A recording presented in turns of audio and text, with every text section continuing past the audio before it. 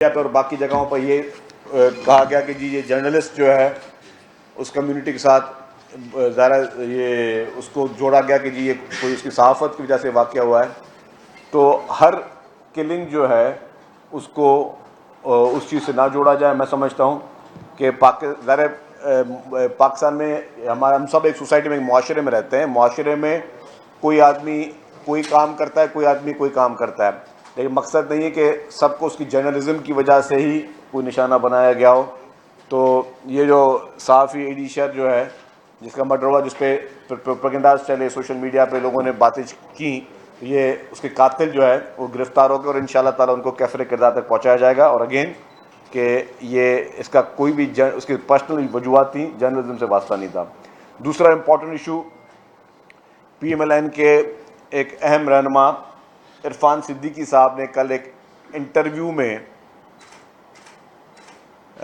मैं समझता हूँ कि बुग़्ज़ पीपल्स पार्टी में जो उन्होंने गुफ्तगू की है वो काबिल मज़म्मत है।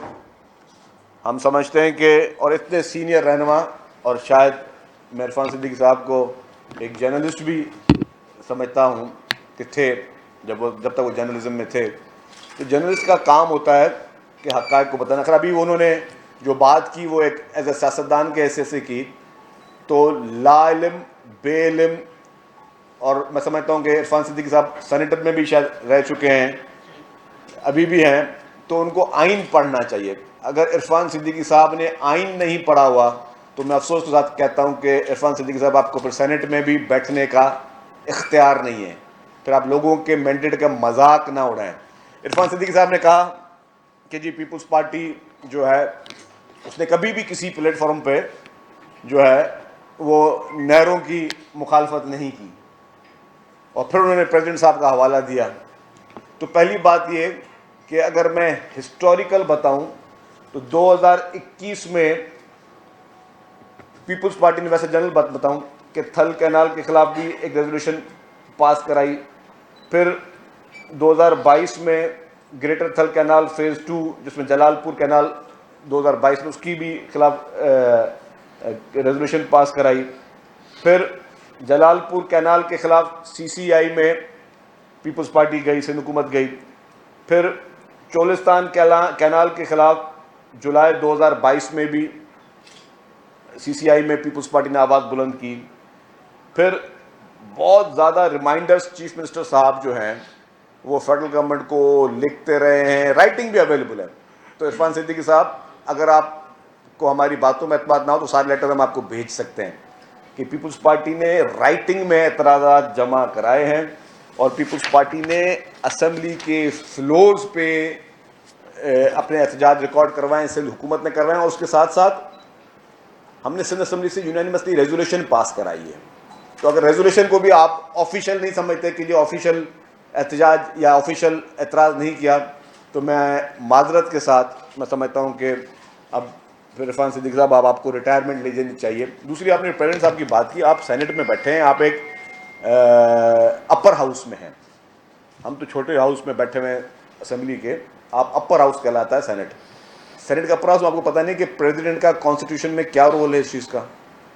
अगर आपको पता है और आप ये बातें कहते हो तो क्या समरियाँ या कोई इस तरह की चीज़ें प्रेसिडेंट के पास जाती हैं, या उनकी कोई अप्रूवल की अथॉरिटी है नहीं है? ये चीज़ हम आपको कह के थके, लेकिन नून लीग के चंद एक लोग हैं, मैं समझता हूँ कि ये एक ही माइंडसेट के लोग हैं जो रिपीटेडली इस तरह की बातें करते हैं। मैं वो तलख लफ्ज़ नहीं इस्तेमाल करना चाहता, इन अदर वर्ड्स की वो ऐसी बोंगियाँ मारते हैं जिनको कानून का पता नहीं है।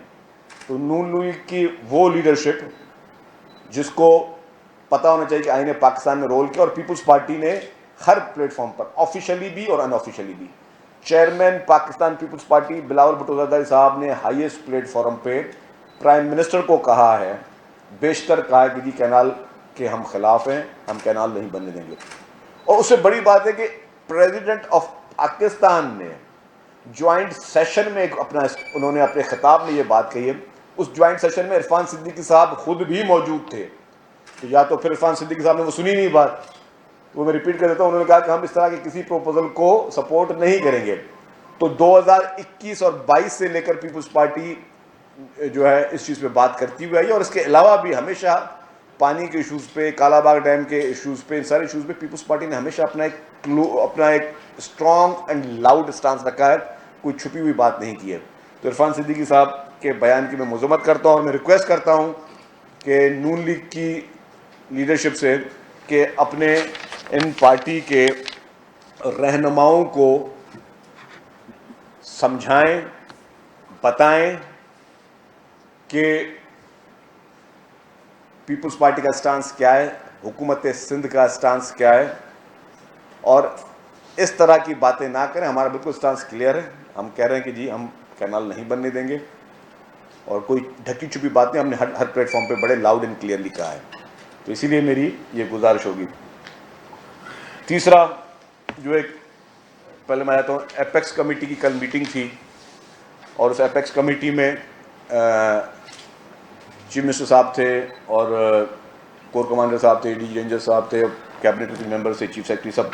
और उसमें कल आपके पास उसकी आ गई हैं ज़्यादा फाइंडिंग, लेकिन मैं कुछ बातें सरासरी बताना चाहूँगा कि जो एक कौमी एक फ़ैसला है कि इलीगल इमिग्रेंट्स को निकाला जा रहा है।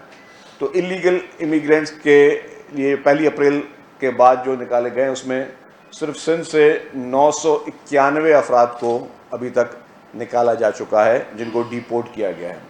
इसके अलावा हज़ारों अफराद वॉलंटियरली भी इलीगल इमिग्रेंट्स गए हैं जो कि पाकिस्तान छोड़ रहे हैं क्योंकि वो इलीगल हैं। और इलीगल इमिग्रेंट ये नहीं कि पाकिस्तान में कोई ख़ास कोई प्रैक्टिस की जा रही है, दुनिया भर में इलीगल इमिग्रेंट्स जो हैं उनके लिए ख़ास एक लॉ मौजूद है कि इलीगली आप कहीं पर रह ही नहीं सकते।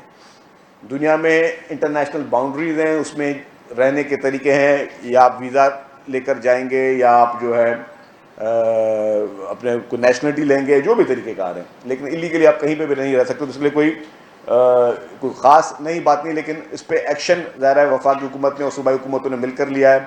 तो इस वक्त तक मैंने बताया आपको कि जिस तरह 991 बाशिंदों को वापस भेज दिया गया, जिसमें से 476 मेल हैं, 179 ख़वातीन हैं, 336 बच्चे शामिल हैं और तकरीबन 220 अफराद जो है अभी भी कैंप में मौजूद है जिनको अभी डिपोर्ट करना है। तो ये डे टू डे प्रैक्टिस चलती रहेगी।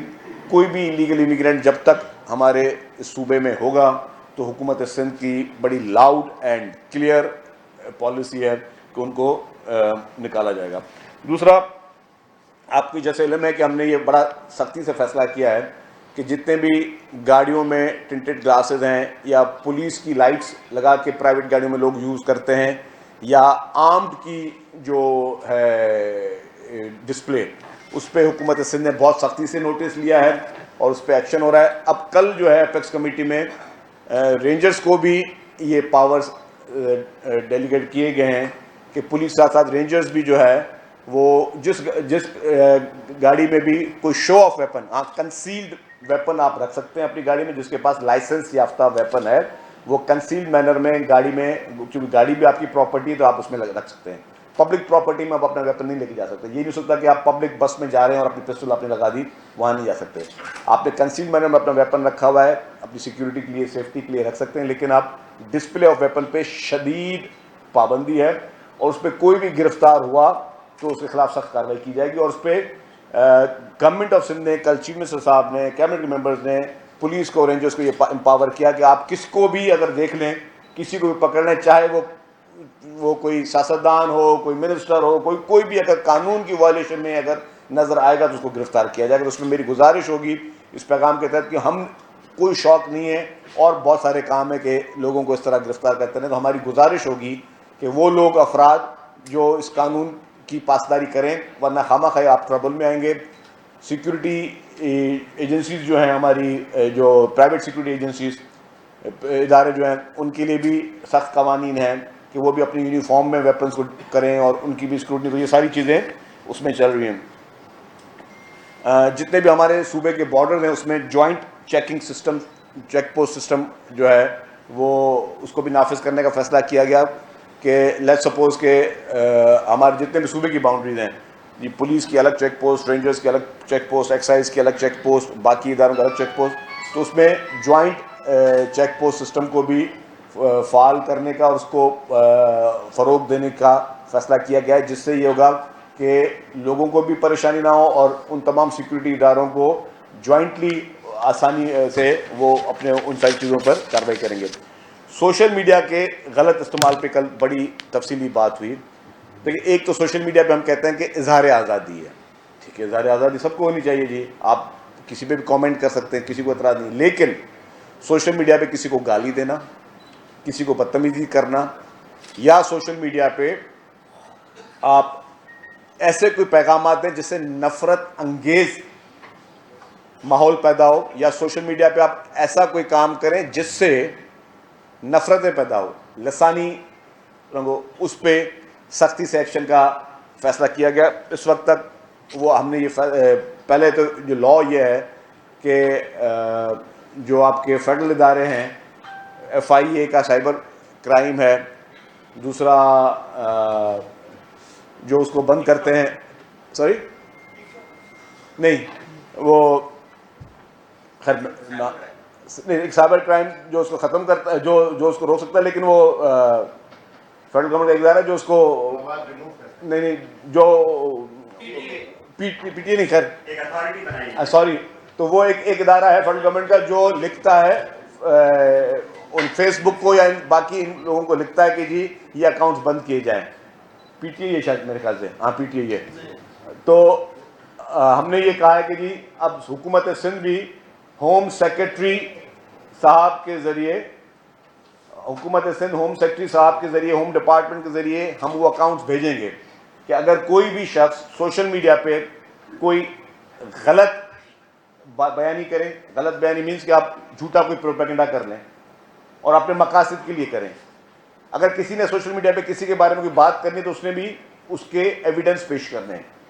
फ्लोटिंग आपने कोई रिमार्क्स नहीं देने, फ्लोटिंग आपने किसी के ऊपर कोई तनकीद या किसी को गालम गलोच इस तरह चीज़ें नहीं करनी। जहाँ जहाँ पे वो चीज़ें आएंगी उस ज़मरे में उसको होम डिपार्टमेंट जो है वो फेडरल गवर्नमेंट को भेजेगा ताकि वो अकाउंट्स बंद हो और उनके खिलाफ कानूनी कार्रवाई हो। ख़ासतौर पर जो नफ़रत अंगेज़ बातें जो लोग करते हैं कि जी इसको जला दो और उसको तबाह कर दो, बर्बाद करो, तो इस तरह की चीज़ें जो हैं या फतवाएँ देते हैं, उसको भी मैं समझता हूँ कि उस पर प्रोविंशियल गवर्नमेंट अब उसको फॉर्मली इस चीज़ को मैकेनिज्म में हम उसको शामिल कर रहे हैं।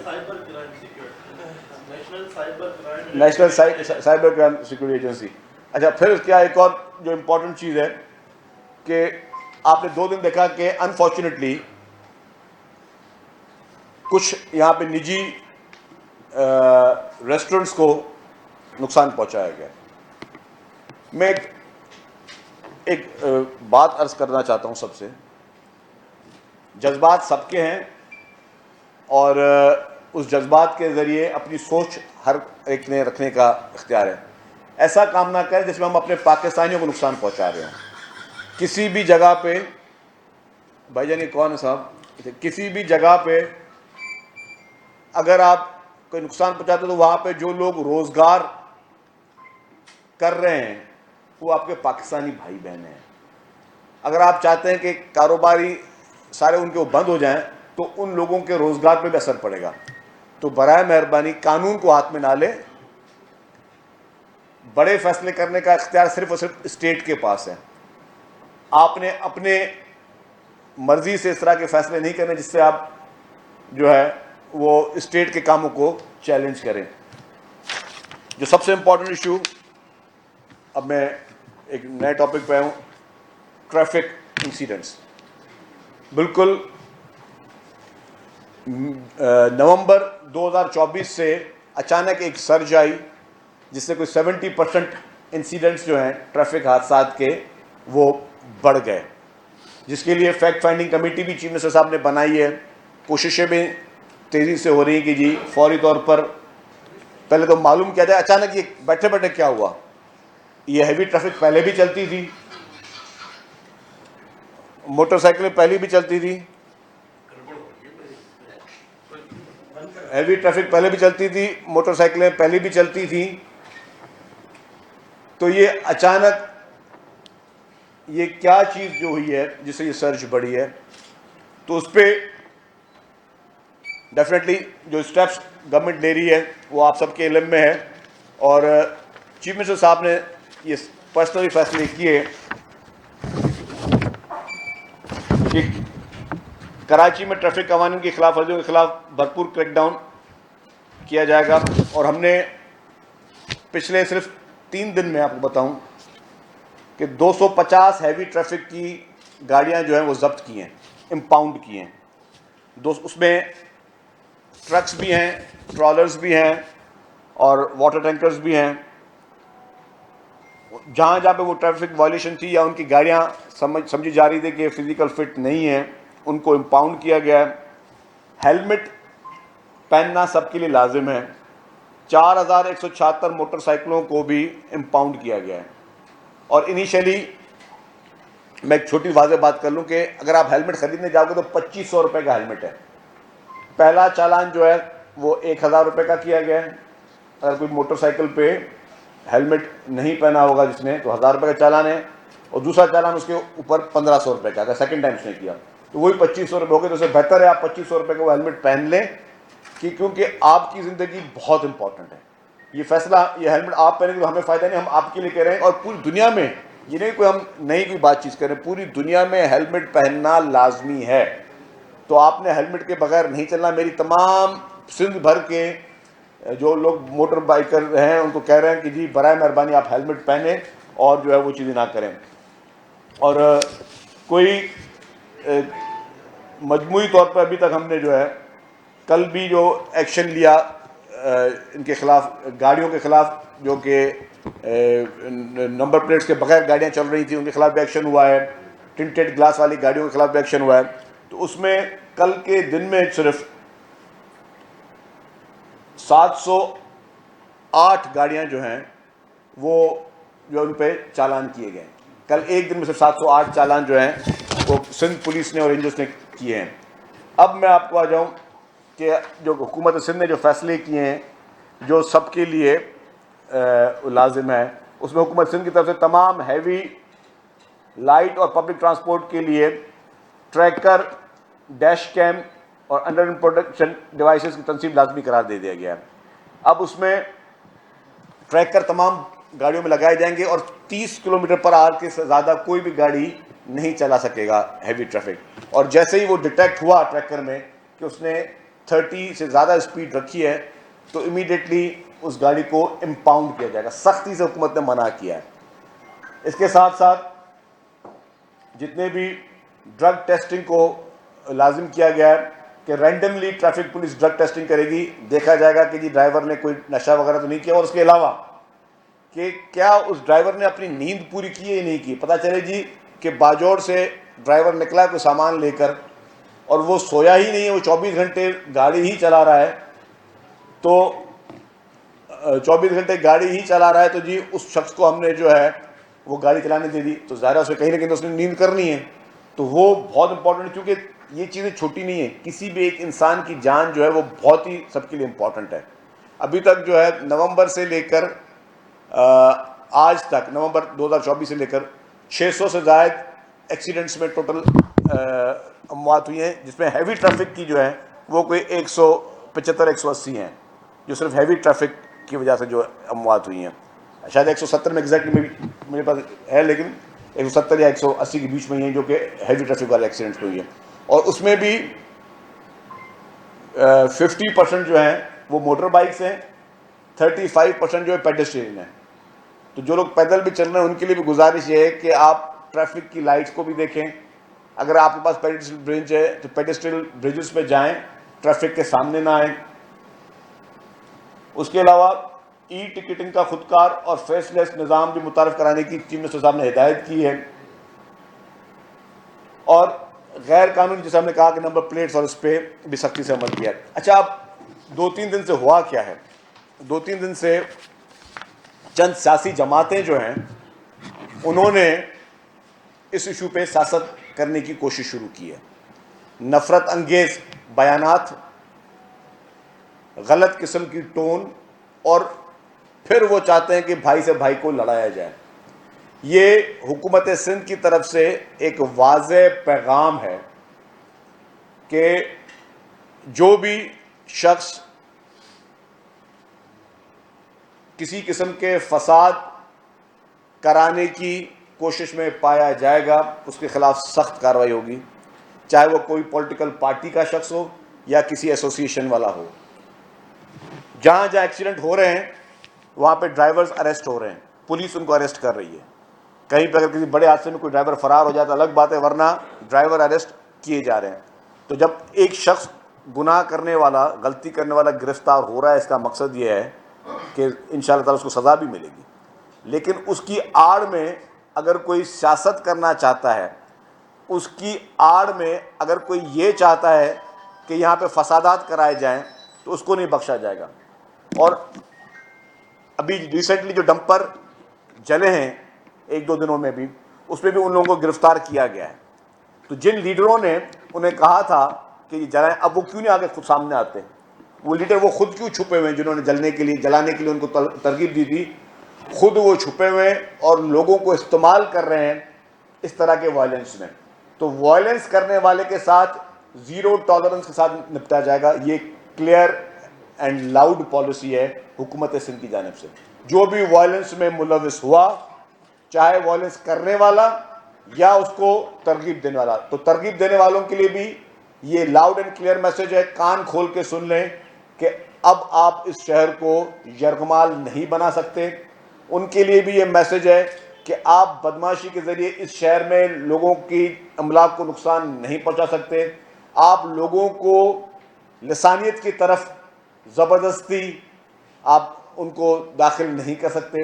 ये सब के लिए लाउड एंड क्लियर हुकूमत की तरफ से वार्निंग है। यस, जो भी कसूरवार होगा उसको सज़ा मिलेगी।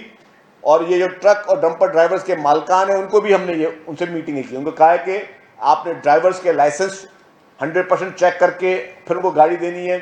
ड्राइवर की फिजिकल मेंटल हेल्थ इस पोजीशन में है कि वो गाड़ी चला सकता है और वो अंडर एज नहीं है, वो सूरत हाल देखकर आपने उसको गाड़ी चलाने देनी है। और उसके साथ साथ अगर आप भी बरीउल ज़मा नहीं है, ये नहीं कि आपके ड्राइवर ने एक्सीडेंट कर दिया तो आप बरीउल ज़मा हैं।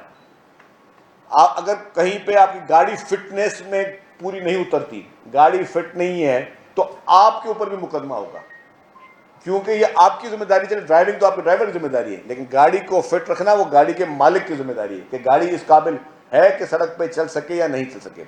तो इन सारी चीज़ों पे, चाहे वो ट्रक ड्राइवर्स हो, हैवी ट्रैफिक ड्राइवर्स हो, उन पर भी सख्ती से हुकूमत ने फैसला किया है कि उनको भी सख्ती से अभी शुरू हो चुकी है। कल से जो है मैंने बताया कि 250 से ज़्यादा गाड़ियाँ जो हैं वो इम्पाउंड हो चुकी हैं। और इसी तरीके से वो सख्ती जो है उन लोगों पे भी होगी जो कि इन चीज़ों को एज अ अपॉर्चुनिटी अपने मुर्दा सियासत को जगाने के लिए इस्तेमाल कर रहे हैं। तो उनके लिए भी ये लाउड एंड क्लियर मैसेज है कि अब ये वो दौर नहीं है कि आप जो है वो मासूम लोगों को नुकसान पहुंचाएंगे। और इन सारी चीज़ों का नतीजा क्या निकलेगा? आप मुल्क को नुकसान पहुंचाना चाहते हैं ना। जो पाकिस्तान के साथ मुखलिस होगा वो कभी इस तरह की हरकतें, इस तरह की कार्रवाइयाँ नहीं करेगा कि मुल्क में अफरा तफरी हो और आपको इंटरनेशनल न्यूज़ बनाने में कामयाब हो। तो ये चंद गुजारिशात थी। इसके बाद लाचारी साहब जैसे इस्लामाबाद में दो वफाकी वुज़रा ने बैठकर मीडिया के सामने ये बयान दिया कि अब कराची का अमन जो है वो आप खुद देखेंगे अमन नहीं रहेगा, तो ये तो खुली धमकी है। और उसके फौरन दूसरे दिन बाद हमने देखा कि 10 गाड़ियां जल गई, लेकिन हुआ तो कुछ नहीं। देखिए, जिन्होंने गाड़ियां जलाई ना वो आज कहाँ हैं? तो जिन दो रहनुमाओं का आपने जिक्र किया, उन्होंने प्रेस कॉन्फ्रेंस की, तो अब छुड़ाने क्यों नहीं आते अपने लोगों को? जब इतने बेस हैं कि वो आप प्रेस कॉन्फ्रेंस करके लोगों को इस्तेमाल किया आपने, लोगों ने आपके कहने पर गाड़ियां जलाई और वो तो थाने में जूते खा रहे हैं। तो अब आप हिम्मत करें ना, अब आपको ओनरशिप लेना कि हाँ जी इन लोगों को मैंने भेजा था। तो ये सारे वो लोग हैं जो लोगों को इस्तेमाल करते हैं। लोगों को माजी में भी कुछ लोगों ने इस्तेमाल किया, लोगों को क्राइम में लेकर आए, लोगों को वायलेंस में लेके आए, और खुद जो है फिर उन्होंने, आपने देखा कि किस तरह बाद में पार्टियां भी तब्दील कर दी और सब कुछ कर दिए, लीडरान भी तब्दील कर दिए, और अब वो दूसरे लोगों को इस्तेमाल कर रहे हैं कि वो दूसरे लोग जो हैं वो फिर वायलेंस में है। उसके जो है शराब बोर्ड भी बंद किया गया, और वो जो ट्रांसपोर्टरों का सदर है वो अपने कार्ड्स के साथ असला लेके वो लहरा रहा था, उसने रोड बंद किया, उसके खिलाफ कोई मुकदमा नहीं किया, पुलिस ने ना उसको गिरफ्तार किया। आप कह रहे रोड जो भी बंद करेगा उसके लिए। भाईजान मैं आपको उसका जवाब दे दूं, ये सबके लिए हमने वार्निंग की। हमने तो अभी जिन्होंने, अगर आप यही मिसाल ले रहे तो जिन लोगों ने तरगीब दी, जिन्होंने बोला कि जी सब निकलो, हमने अभी तो उनको भी गिरफ्तार नहीं किया। अब ये एक होती है स्टेट की तरफ से एक रेड लाइन होती है, रेड लाइन सबको दे दी गई है। अब अगर किसी ने कोई हरकत की तो वो कानून से बाहर नहीं जा सकता।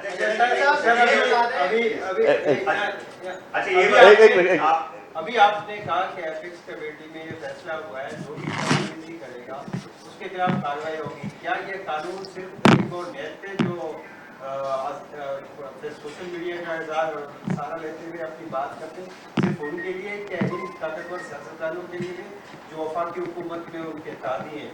और गवर्नर सिंध अपने मनसब पर रैक कर भी इस तरह से इंतजामी नीति वो कर रहा है, उसके खिलाफ भी कोई कार्रवाई होगी? कोई है कि बड़े घरों के में बैठे हुए लोगों के खिलाफ भी कोई कार्रवाई? मैंने कहा भाई जो भी करेगा, कोई भी हो शख्स, और हर एक को आइन में उसका रोल दिया गया है, इनका भी आइन में रोल दिया गया है कि इनका रोल क्या है। अगर वो ये नहीं कि कोई भी किसी बड़े घर में बैठा हो और वो लोगों को जलाने और तोड़ फोड़ की तरगीब देता रहे, आइन और कानून में सबके लिए रोल लिखा हुआ है, जो आइन कानून में होगा सबके लिए वो किया जाए। कोई भी आइन से बलातर नहीं है, और कोई भी इतना मतलब किसी को भी अपना दिमाग इतना ख़राब करने की ज़रूरत नहीं है कि जी मैं जो भी चाहूँ कर सकूँ।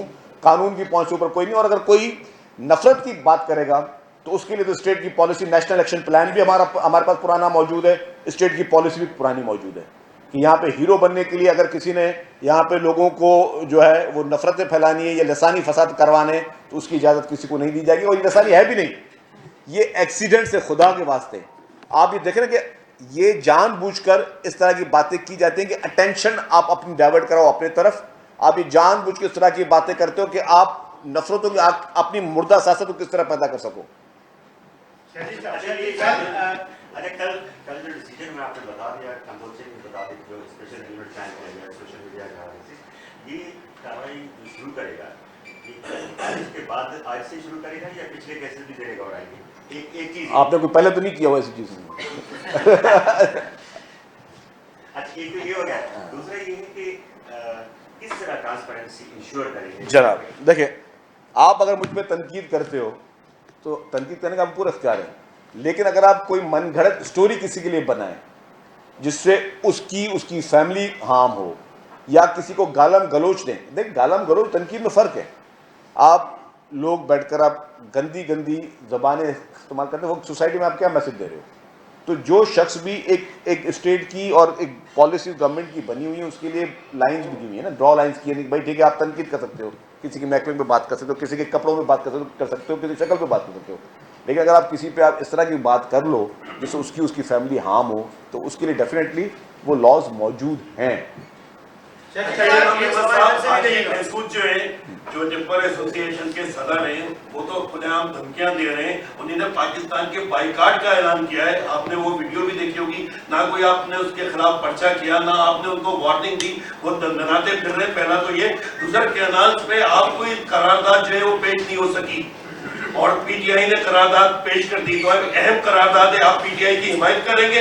अच्छा जी, जहाँ तक आपने पहली बात की, हमने कहा कि सबके लिए पैगाम है। चाहे टेम्पर एसोसिएशन वाले का नाम भी लिया, उसने भी धमकी दी, या किसी और ने कहीं और से धमकी दी, या जिन्होंने जलाओ घिराव करके दिखाया, सबके लिए ये ओपन पैगाम है।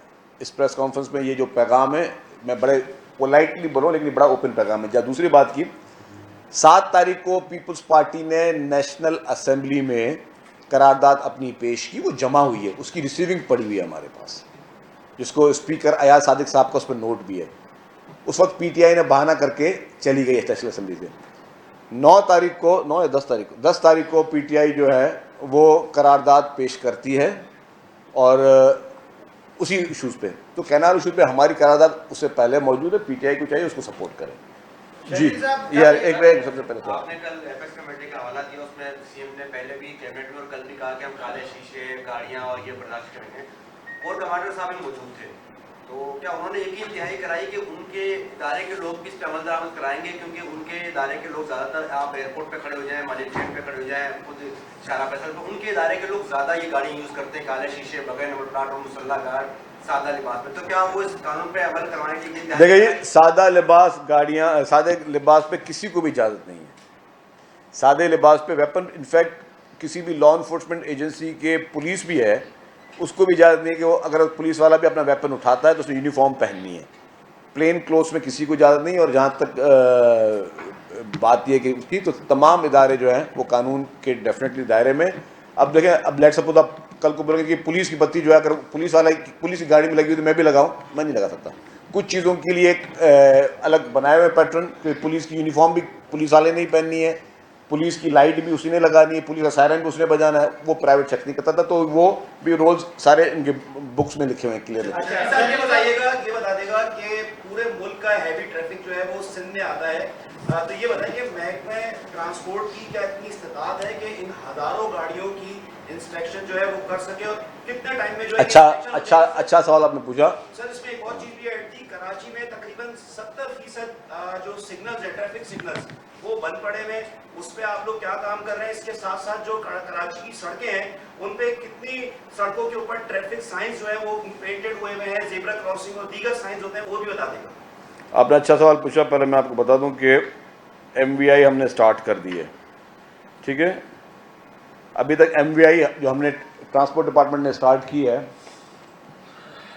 8 अप्रैल को 37 गाड़ियां हमने इम्पाउंड की हैं, जो कि वेरिफिकेशन के हमने मंगाई हैं अपने पास गाड़ी की फिटनेस के लिए, वो फिटनेस के काबिल नहीं थी रोड पे चल सके। 9 अप्रैल को 79 गाड़ियां हमने इम्पाउंड की हैं, वो भी वो फिट नहीं थी कि गाड़ी रोड पे चल सके। ये बड़ी हैवी ट्रैफिक की बात कर रहा हूँ। और 10 अप्रैल कल हमने 78 गाड़ियाँ इम्पाउंड की। तो टोटल कुल मिला के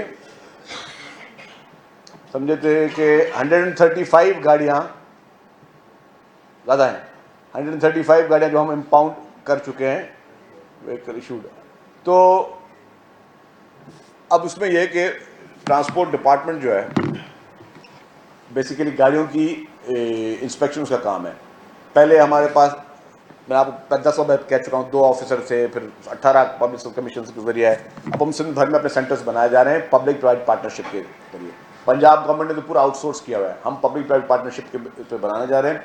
और डेली के बेसिस पे हम इतनी गाड़ियाँ इम्पाउंड कर रहे हैं कि जो गाड़ियाँ नहीं है फिजिकल फिट, अब वो गाड़ी जब बनेंगी, तैयार होंगी, तो उसके बाद ही रोड पे चल सकेंगी। जमाली साहब, सलीम साहब, जो है एक यहाँ पे एक रैली निकल रही है किसी डंपर्स वाले इशू पे। एक रहनुमा ने ऐलान किया है, आफाक का नाम ले लेता हूँ, कि सफ़ेद झंडे लेकर पूरे शहर में गश्त किया जाएगा डंपर्स के खिलाफ। इसको आप इजाज़त देंगे, इस परमिशन देगी सिंध हुकूमत? देखिए जी, मैंने कहा कि सियासी तौर पर सबको इख्तियार है अपने जलसे जुलूस करे, वायलेंस करने का इख्तियार किसी को नहीं है। कोई भी साहब हो, वायलेंस जो करेगा कानून हरकत में आएगा। और मैं समझता हूँ कि हमारे सियासतदान माजी से कुछ सीखे होंगे, कुछ सीख जाएंगे, और ऐसी कोई काम, ऐसा कोई कार्रवाई नहीं करेंगे जिससे वायलेंस को तरजीह हो। कुछ अर्सा कबल ईरान में एक हादसा होता है जिसमें खैरपुर के ज़ायरीन थे, उनमें से कुछ लोगों का इंतकाल हुआ, हुकूमत सिंध ने उनके लिए मुआवजे का ऐलान भी किया। कराची में प्राय बहुत हादसा होते हैं, जैसे आजकल तो बहुत ज़्यादा हो रहे हैं, तो हुकूमत सिंध भी उनके लिए भी कोई माली मुआवजे का ऐलान करे? देखिए जी, वैसे तो एक हुकूमत, डेफिनेटली हुकूमत के पास एक लिमिटेड होते हैं रिसोर्सेज।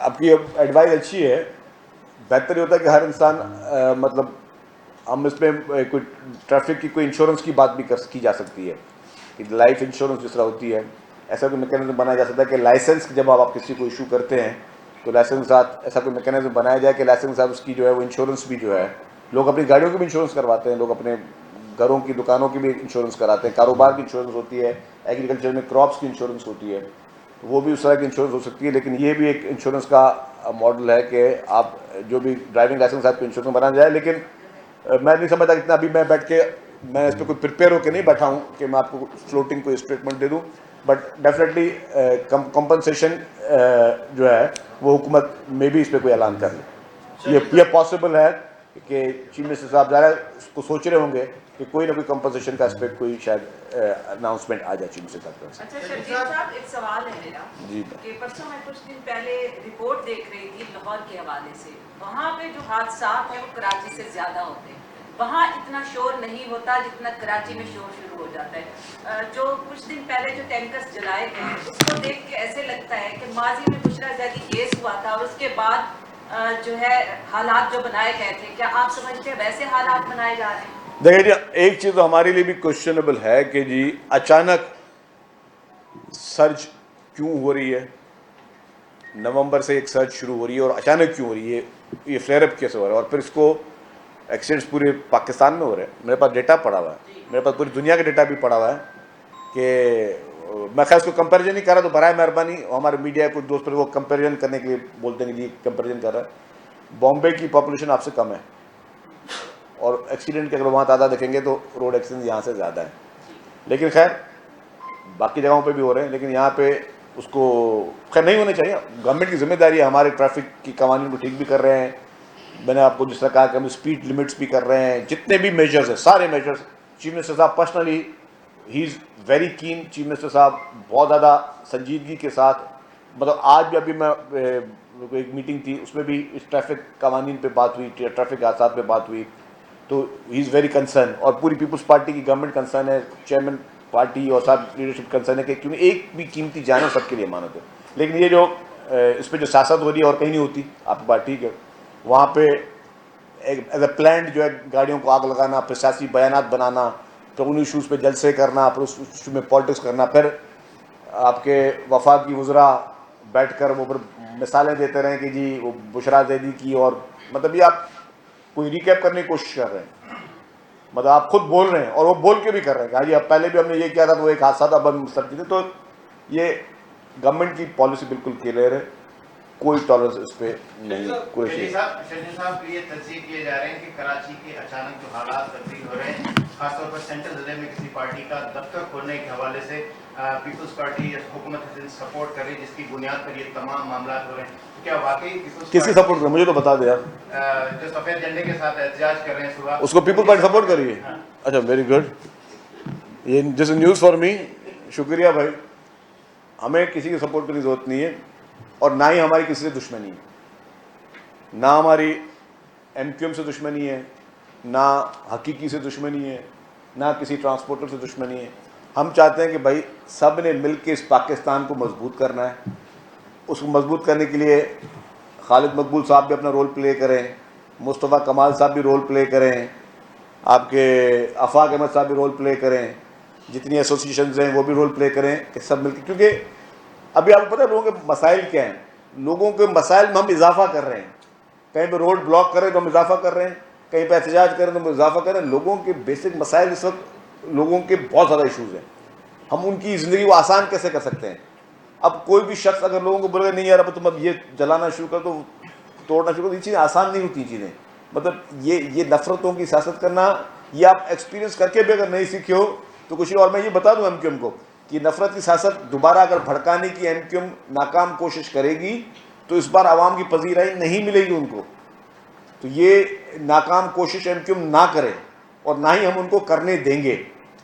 ये बहुत वाज़ेह पैगाम है कि हम उनको ना ही इस तरह की कोई नफ़रतों की सियासत करने देंगे, ना ही उस नफ़रतों की सियासत करने की कोशिश करें।